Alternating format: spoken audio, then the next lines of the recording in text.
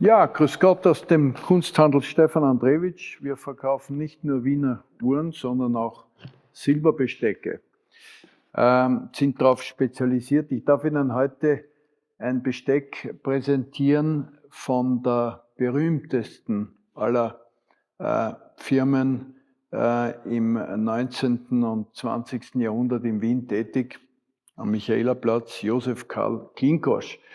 Klinkosch hat 1830 ist eine Kooperation eingegangen mit dem 1797 aus Danzig nach Wien eingewanderten Stefan Meyerhofer.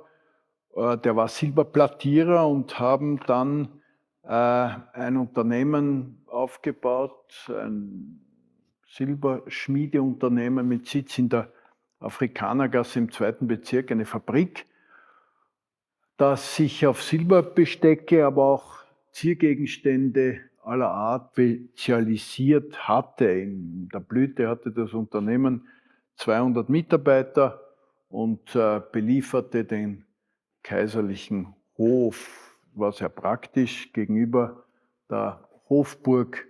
Das Geschäft, später bekannt war das Café Grinsteidl dort und dann später auch, jetzt ist dort ein Billa. Ja, unser Besteck verfügt über 18 Messer, 18 große Gabel, 12 Löffel und hat sogar Austerngabeln. Ganz typisch für Frankreich.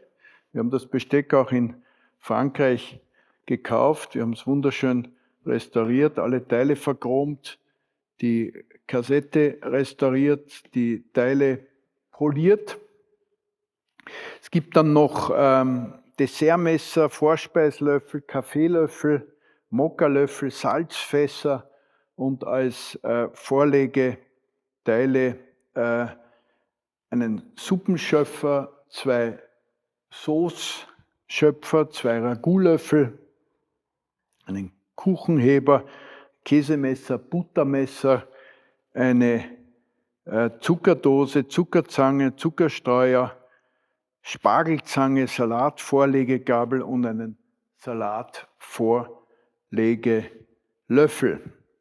Es sind hier 3 heraushebbare Tabletts. Das Besteck hat insgesamt 156 Teile.